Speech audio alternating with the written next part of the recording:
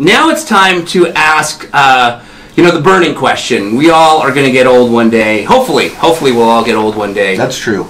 And retirement is something that is important to discuss and plan for. It's not something that you start planning, well, it's not a good idea to start planning when you're 70. You probably want to start planning now. Absolutely. And so you'd mentioned something about retiring earlier, Matt. So, if you wouldn't mind sharing some steps that you would suggest that people can start taking that would help them live into a healthy retirement. You bet. So, recently, talking about this, life is precious, right? Precious. One of your best friends I know passed away before we met each other. In an accident. Yeah, in an accident. One of my business partners passed away 3 years ago, and one of my friends actually passed away unexpectedly 2 weeks ago today. Sad. It is very sad. With that being said, it's important to enjoy life, right? I agree. And as we enjoy life, like, here's a cool example. We shared, like, where our heritage is. You're a Japanese Mexican descent. Yep. I'm a Mexican pioneer descent. My family came from the pioneers. We have our Murray alumni. He's definitely got a good-looking beard. But all of us in America, which is amazing, we can really, we can create whatever the opportunity is that we believe and we work towards. Right. Right? And obviously there's different circumstances that help us with that. So a couple of steps that I would suggest those that are listening to this is, number one, establish a spending plan of how much it actually costs for you to live. And it doesn't mean being frugal, but just being fiscally responsible or responsible, right? Yes. So as you're establishing how much you need to live, here's a couple tips. Number one, you're going to probably need 20 times. So let's say you live off $60,000 a year. Okay. Okay, $60,000 a year. You're going to need at least 20 times that, at least, to be able to sustain that lifestyle, depending on what rate of return you're going to earn. Got it. So if you live off $60,000 a year, 20 times that is $1.2 million. Right.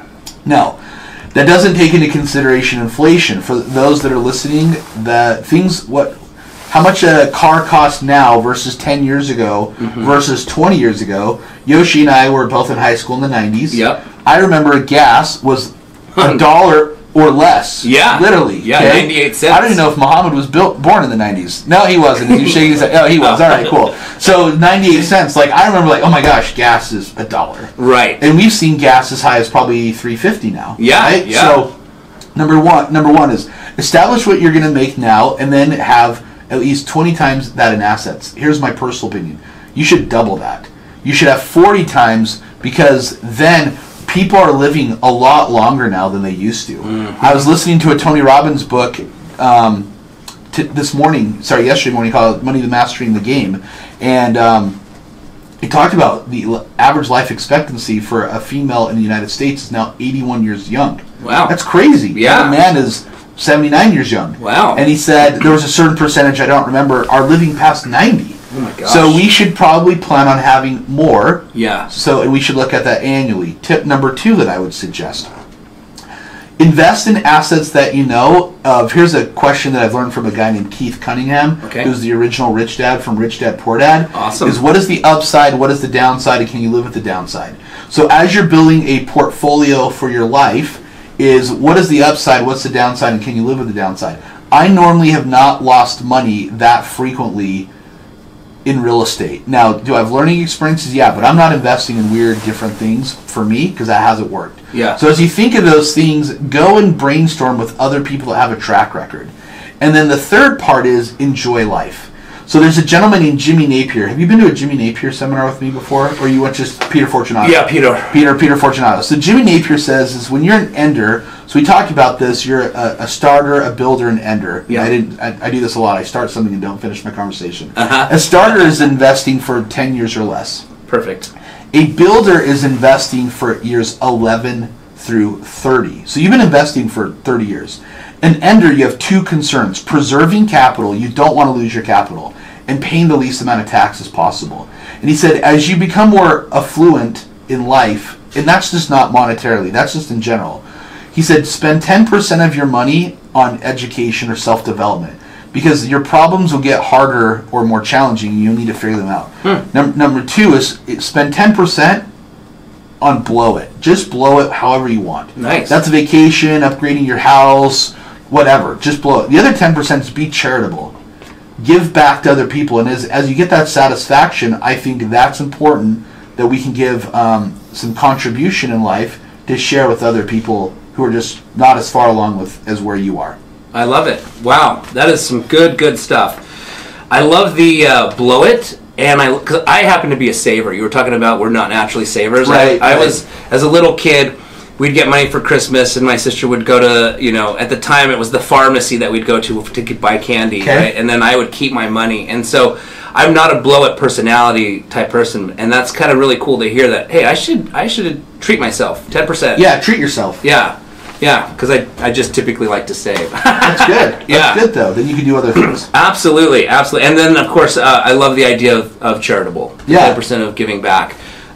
Charity is always good to participate. All right, guys. Well, you're listening to K-Talk Radio, 1640 AM. This is the show, Utah Home Sweet Home. I am your host, Yoshi Shiraki. We have a guest, Matt Atkinson. And before we close, I wanted to share, if you've missed any part of this show and you want to definitely catch it, because there was a lot of valuable stuff that was shared on the show, you can go to our website, www.utahhomesweethome.com, and click on our social media links. We're going to be posting these videos and recordings there. You can see Houston here in the background. Well, you can't. People on Facebook Live can see Houston here. Hey, Houston. We forgot. We didn't give Houston the credit he desires because he loves to live in Salt Lake? No. Sugar House. Yeah, he's a Sugar House alumni. That's right. Right. Houston's helping us get this information recorded, and so check out our social media. You can also reach out to me if you have any questions. 801-810-4475, and you can also email me at YS, which stands for Yoshi Shiraki, YS@UtahHomeSweetHome.com. Matt, how can people get in touch with you? You bet. They can call me at my office. I'll give you my office phone numbers, 385-800-8570, 385-800-8570. They can also email me at Matt, M-A-T-T, at MJARE.com. That's Matt at MJARE.com. And then if you guys want to watch some free content about buy and hold and fix and flip and how to turn $15,000 into $200,000, you can go to www.mjarealconsulting.com, and that's how you can learn more about creating the lifestyle that you're looking for with real estate investing. I highly recommend you guys watch those videos. They're free, so definitely check it out. Matt, thank you so much for joining me on the show today. I really appreciate it. Thank you, and I thank my wife for allowing me to go to lunch with Yoshi because I'm very hungry. Me too. Mohammed, Houston, thank you guys as well.